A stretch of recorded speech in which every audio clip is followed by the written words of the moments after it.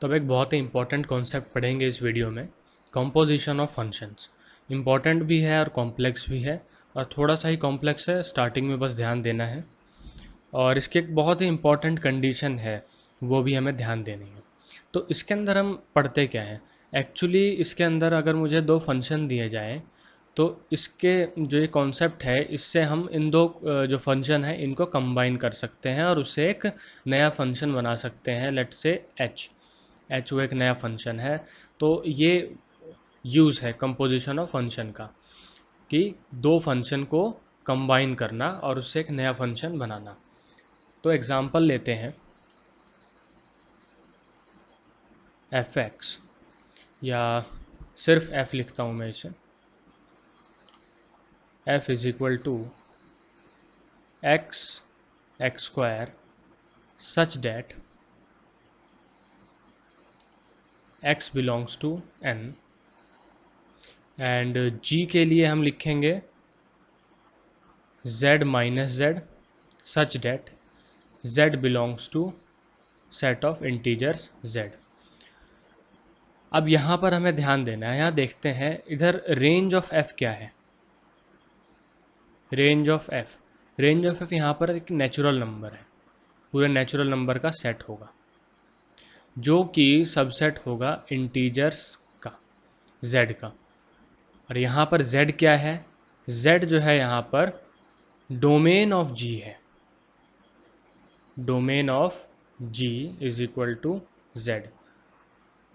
तो यहाँ पर एक सीधा सीधा मैं कहूँ तो इसका मतलब ये है कि रेंज ऑफ f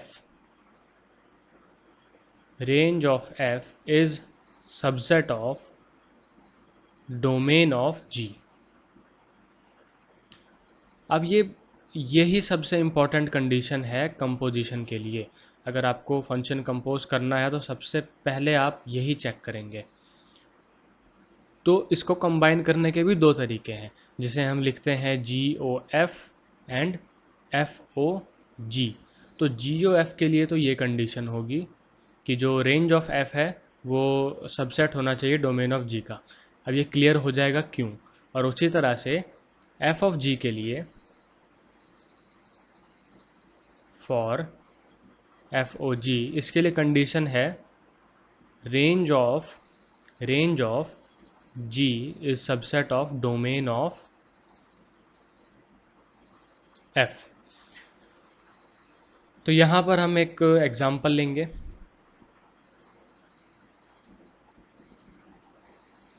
अब हमें इन दोनों को कंबाइन करना है। तो यहाँ पर आप देख सकते हो कि range of f is domain of g। तो इसका मतलब कि यहाँ पर GOF एग्जिस्ट करेगा, और वो कैसे निकालेंगे और वो नया फंक्शन है वो क्या होगा वो देखते हैं। तो यहाँ पर मैं एक नया फंक्शन डिफाइन करता हूँ h मैंने एक नया फंक्शन मतलब इन दोनों का कॉम्बिनेशन। तो इसकी खास बात क्या है, अभी इसकी कुछ प्रॉपर्टीज़ होंगी, जैसे domain of h is equal to domain of f। h का जो डोमेन होगा वही डोमेन होगा f का, और codomain of h is equal to codomain of g।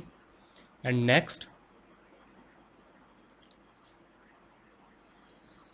Range of h is subset of range of g।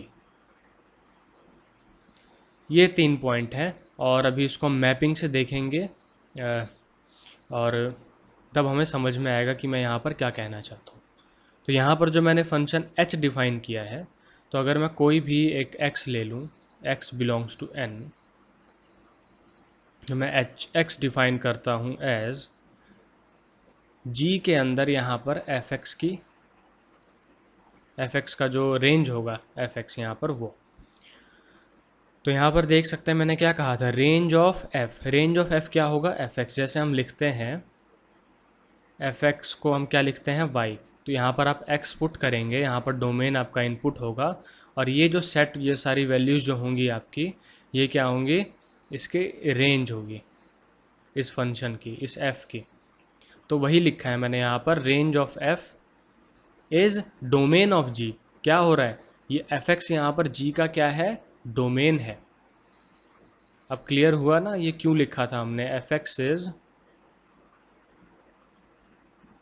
Domain of g. अगर ये F x पूरा सेट लूँ मैं रेंज का, तब की बात कर रहा हूँ, एक सिंगल इंडिविजुअल के लिए नहीं। तो यहाँ से हमने एक नया फंक्शन डिफाइन किया एच एक्स। तो इसको अब हम थोड़ा सा इमेज से देखते हैं, मैपिंग से। तो इन जनरल मैं यहाँ पर एक फंक्शन लेता हूँ f from a to b and एक function g from b to c। तो यहाँ पर आप ये देखेंगे कि ये क्या है, ये f का को डोमेन है। तो यहाँ पर जो को डोमेन ऑफ g f है, को domain of f is domain of g। मतलब सीधा सीधा मैं कहूँ कि जो f की जो रेंज होगी,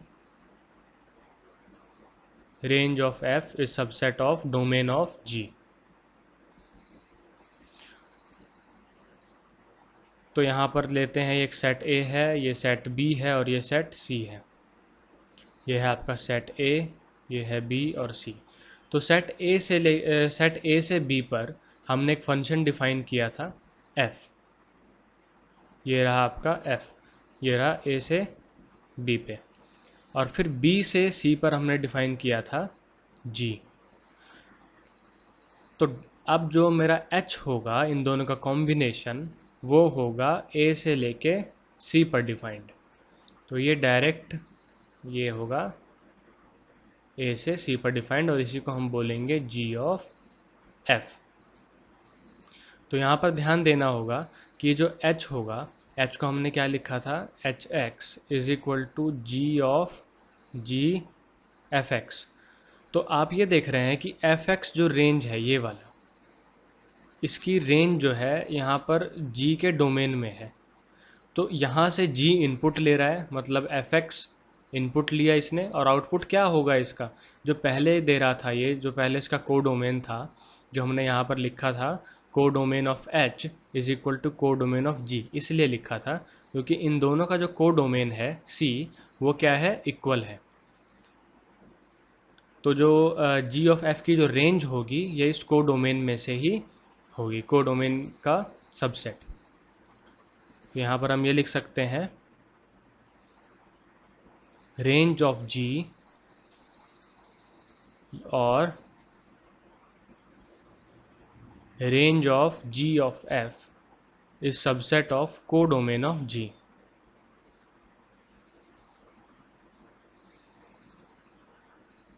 तो हम ये देख सकते हैं कि g ये इनपुट कब लेगा, g एफ एक्स से इनपुट कब ले सकता है, जब जो फंक्शन f है उसका जो रेंज है g के डोमेन में हो, मतलब g के डोमेन का सबसेट हो या g का डोमेन हो। रेंज और range of f is equal to range of g भी कह सकते हैं।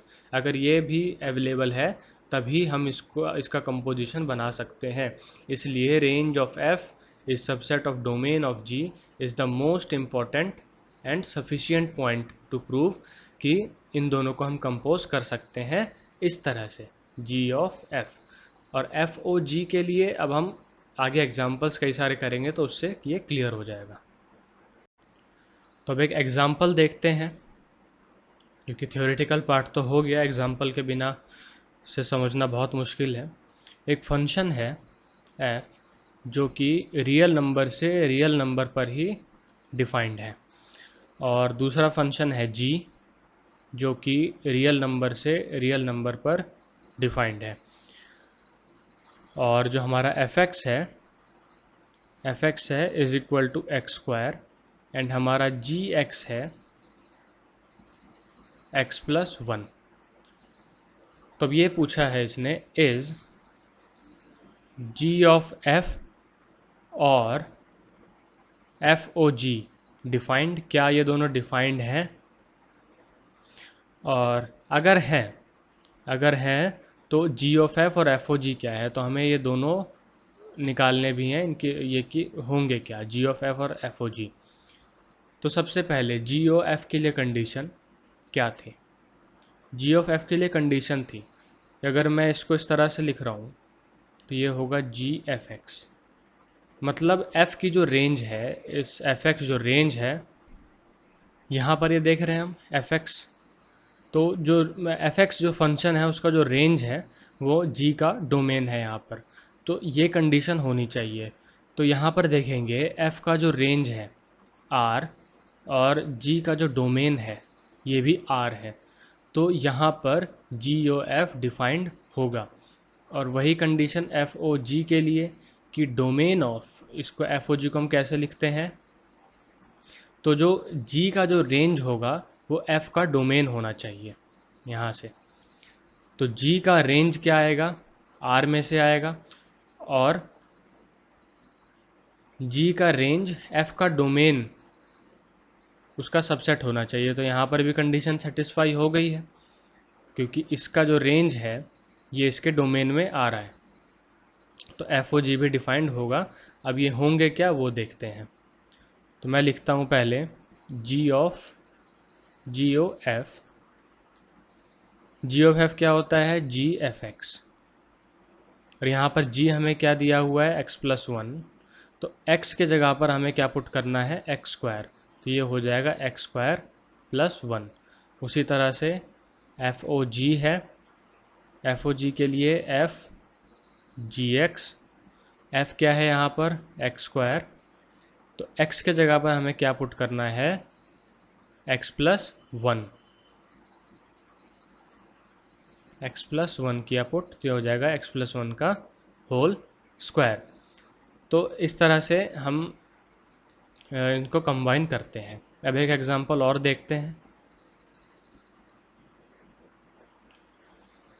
यहाँ पर सेट दिए हुए हैं, set A is equal to 1 2 3, और सेट बी है हमारा पी क्यू आर, और सी है जो वो है एक्स वाई। तो अब यहाँ पर दो फंक्शन है, let f from A to B and defined bye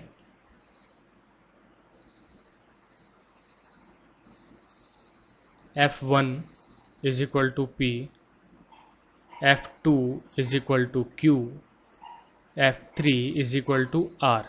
तो ये है हमारे पास तीन, जो फंक्शन f है ये इस तरह से डिफाइंड है, तो ये भी एक डिफाइन करने का तरीका है। अच्छा, g के लिए, g जो है डिफाइंड है हमारा b से c पर, b से c पर। तो यहाँ पर ये किस तरह से डिफाइन किया गया है इसको वो देख लेते हैं। G of g p is equal to x, g q is equal to y and g r is equal to y. तो हमें यहाँ पर ये बताना है कि एफ ओ जी, हमारे F O G and G O F ये डिफाइंड है या नहीं है। सबसे पहली कंडीशन पहले देखते हैं एफ ओ जी के लिए कि एफ ओ जी डिफाइंड है या नहीं है। तो इसके लिए क्या होना चाहिए कि एफ का जो जी का जो रेंज है, range of G must be the domain of subset of domain of F. तो यहाँ पर एफ का डोमेन क्या है, एफ का डोमेन यहाँ पर है 1 2 और 3, तो एफ का डोमेन है 1 2 3। रेंज ऑफ जी क्या है, जी की रेंज क्या है, एक्स वाई। तो क्या एक्स वाई इसका सबसेट है, नहीं है, तो एफ ओ जी डिफाइंड नहीं होगा। अब देखते हैं जी ओ एफ डिफाइंड है या नहीं है। तो जी ओ एफ के लिए क्या कंडीशन है, जी ओ एफ के लिए कंडीशन है कि रेंज ऑफ एफ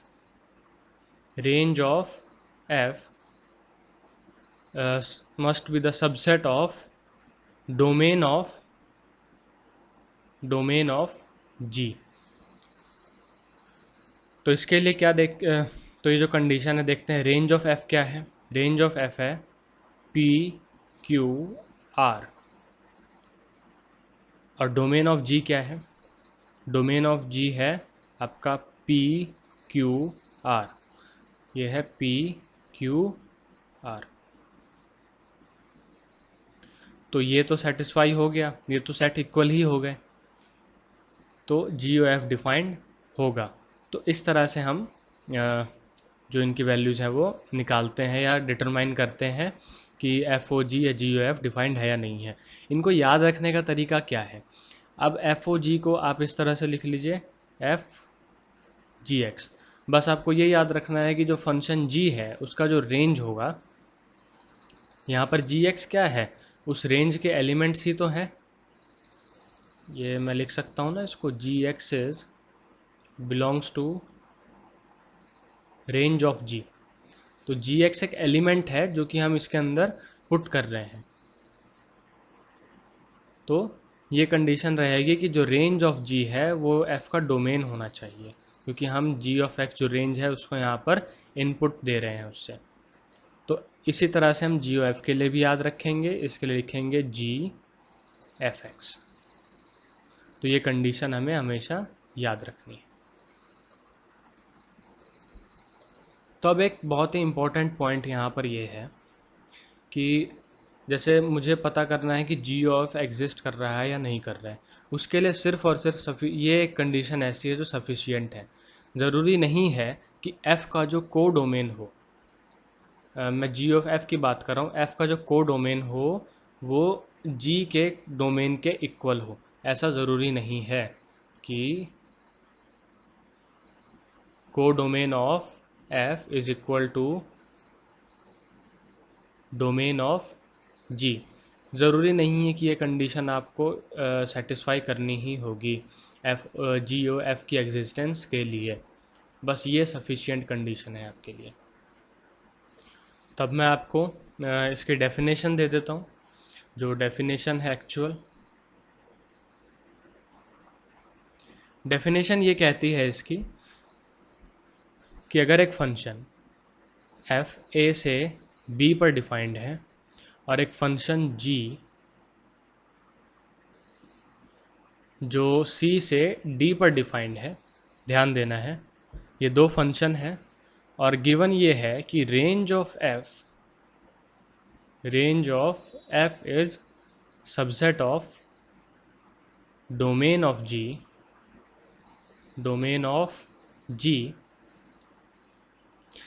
तो जी और एफ का composition of g and F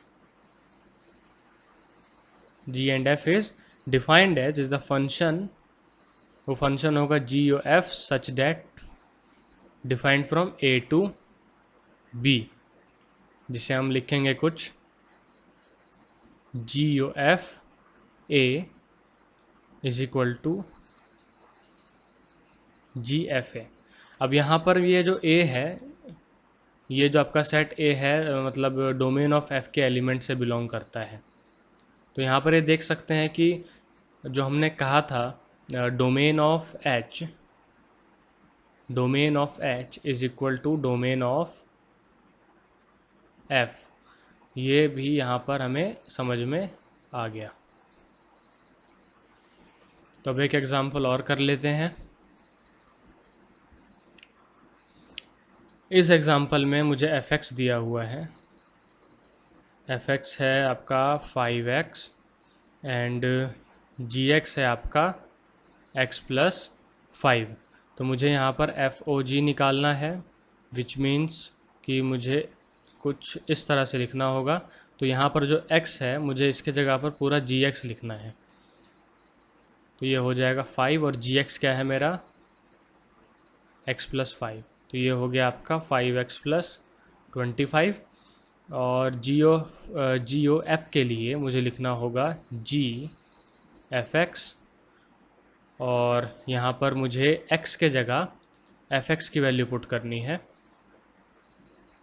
तो x का जगह एफ एक्स की वैल्यू पुट कर दी तो हो जाएगा 5x प्लस 5। तो ये हो गया आपका एफ ओ जी और जी ओ एफ।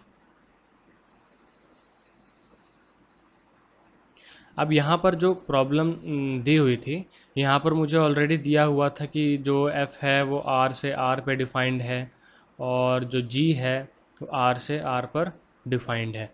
तो इससे तो श्योर होता है कि एफ ओ जी और जी ओ एफ दोनों एग्जिस्ट करेंगे, इसलिए मैंने ये रीज़न नहीं दिया और डायरेक्ट कर दिया इसे। बट इससे जो अगला प्रॉब्लम है 15th, ये बहुत ही मतलब आपको खुद की नॉलेज बढ़ाने के लिए बहुत इम्पोर्टेंट है। इसमें ये पूछा गया है कि आप एक खुद ऐसा एग्जाम्पल दीजिए कि एफ ओ जी और जी ओ एफ दोनों ही एग्जिस्ट ना करते हों। तो ये आपको खुद ट्राई करना चाहिए। तो अब एक बहुत ही इम्पोर्टेंट थ्योरम के बारे में हम बात करेंगे। Theorem number 1। ये इस थ्योरम में ये दिया हुआ है, मान लेते हैं कि एक फंक्शन है जो ए से बी पर डिफाइंड है और एक फंक्शन जी है जो सी से डी पर डिफाइंड है। और हम यहाँ पर ये मान के चल रहे हैं, एज्यूम करके चल रहे हैं कि जी ओ एफ जो है एग्जिस्ट कर रहा है, ये ऑलरेडी डिफाइंड है। तो अब यहाँ पर थ्योरम का फर्स्ट पार्ट हमें ये बताता है कि अगर जी ओ एफ इंजेक्टिव है तो एफ भी इंजेक्टिव होगा। तो इसको प्रूव करने के लिए हम क्या करेंगे, दो एलिमेंट लेते हैं A1 और A2 जो बिलोंग करेंगे A से बिलोंग करेंगे और such that FA1 is equal to FA2 ये है हमारे पास। तो जैसा कि हमें पता है कि हमारा GOF डिफाइंड है, मतलब कि अगर मैं इसको इस तरह से लिखूं, GFA1 is equal to GFA2 ये होगा। ये दोनों क्या हैं, ये जो B के एलिमेंट हैं जो कि C का डोमेन है, G का डोमेन है, क्योंकि हमने GOF डिफाइन कर रखा है। तो इसका मतलब कि F का जो रेंज आ रहा है, जैसे FA1 है वो एक एलिमेंट है उसके रेंज का, और FA2 भी एक एलिमेंट है। तो अगर मैं इन दोनों को पुट करता हूँ तो मुझे क्या मिलेगा, GFA1 is equal to GFA2। तो ये आपको अंडरस्टूड होना चाहिए कि ऐसा क्यों हुआ। ये मुझे बताता है कि A1 is equal to A2 होगा। रीज़न क्या है इसका, क्योंकि हमें ऑलरेडी गिवन है GOF इज़ इंजेक्टिव। इस वजह से हमें अब ये पता चलता है कि A1 A2 के इक्वल है। तो इसका मतलब ये है कि अगर A1 A2 के इक्वल है और हमने ये पहले ही एज्यूम कर लिया था, तो हमें ये शो करता है कि FA1 is equal to FA2 implies that A1 is equal to A2, that is इसका मतलब क्या है, F हमारा इंजेक्टिव है। और अगर आपको ये समझ में ना आया हो प्रूफ, तो बार बार एक ही बात को एक्सप्लेन नहीं कर सकते हैं। जैसे ये रीज़न कि ऐसा क्यों हुआ कि अगर ये दोनों इक्वल हैं और ये मुझे गिवन है कि ये इंजेक्टिव है, तो A1 is equal to A2 क्यों आया। तो इसके लिए आप जो हमने थ्योरम जो हमने पढ़ा है 1-1, जिसे हम इंजेक्टिव कहते हैं, और सर्जेक्टिव और फिर बाइजेक्टिव, ये जो प्रॉपर्टीज़ हमने पढ़ी थी पिछली वीडियोज़ में, उसको आप फिर से देख लें, तभी आपको क्लियर हो जाएगा। तो अब हम सेकंड पार्ट के प्रूफ को देखते हैं। सबसे पहली बात, यहाँ पर मुझे गिवन है कि GOF जो है वो सर्जेक्टिव है। अच्छा, GOF जो है हमारा वो डिफाइंड है A से लेके D तक। सर्जेक्टिव का मतलब ये है कि A का जो डोमेन है, डोमेन का जो डोमेन में जो एलिमेंट है जितने भी, वो सारे के सारे जो इसका को डोमेन है उसके सारे एलिमेंट से मतलब कॉरस्पॉन्ड कर रहे हैं, मतलब जुड़े हुए हैं, मतलब कोई भी एलिमेंट छूटेगा नहीं यहाँ पे। और इसके लिए हम ये भी लिख सकते हैं कि को domain of GOF is equal to range of GOF। इसका मतलब आप समझ गए होंगे कि यहाँ का हर एक एलिमेंट जो A का एलिमेंट है वो D के एलिमेंट से जुड़ा हुआ है, कोई भी एलिमेंट बचेगा नहीं। इसका मतलब ये एक दूसरी लैंग्वेज में कि अगर मैं किसी भी इमेज को देखूं, यहाँ पर एक मैं कोई भी अगर एलिमेंट ले लूँ D का, तो उसके लिए एक प्री इमेज मुझे ज़रूर मिलेगी। तो उसी के लिए अब इसी पॉइंट को लेके आगे बढ़ते हैं इस प्रूफ में। और मैं एक एलिमेंट लेता हूँ D, जो कि डी से बिलोंग करेगा। अच्छा, डी लेने का रीज़न क्या है मेरा? तो मैं यहाँ पर अब ये देखना चाह रहा हूँ कि अगर मैं इस एलिमेंट डी में से कोई भी यहाँ पर एलिमेंट लेता हूँ, तो इसका मतलब ये होगा, अगर जी ओ एफ सर्जेक्टिव है तो इसका मतलब ये होगा कि कोई ना कोई ए के अंदर एलिमेंट होगा जिससे ये कनेक्टेड होगा। अब वो कनेक्शन किस तरह से देख सकेंगे हम, कि अगर मैं जी ओ एफ में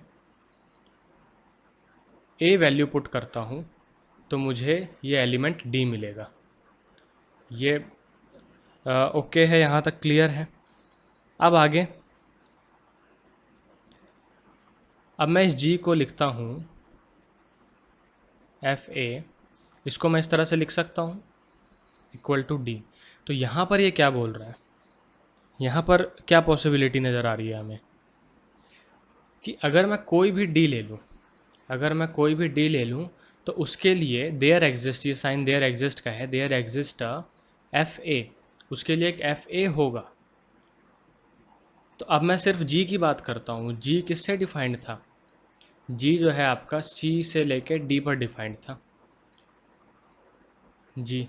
तो इसका मतलब क्या कह रहा हूँ मैं, कि मैं अगर कोई भी एलिमेंट ले लेता हूँ इसमें से, तो इसके लिए इस रेंज, इसका जो डोमेन है उसके अंदर एक एलिमेंट ज़रूर मिलेगा। और हमें ये पता है कि जी का जो डोमेन है, जी का जो डोमेन है वो एफ़ का रेंज है। मतलब यहाँ पर जो एलिमेंट होंगे वो कुछ एफ़ ए, ये एलिमेंट्स होंगे। तो एफ़ इन एलिमेंट का इनपुट जा रहा है इसके अंदर। तो इसका मतलब तो ये हुआ कि सारे डी के लिए एक एफ ए मिलेगा आपको। आप कोई भी यहाँ पर एलिमेंट चूज़ कर लें, तो इससे ये प्रूफ होता है कि जी भी क्या होगा, सर्जेक्टिव होगा। जी भी क्या होगा आपका, सर्जेक्टिव होगा।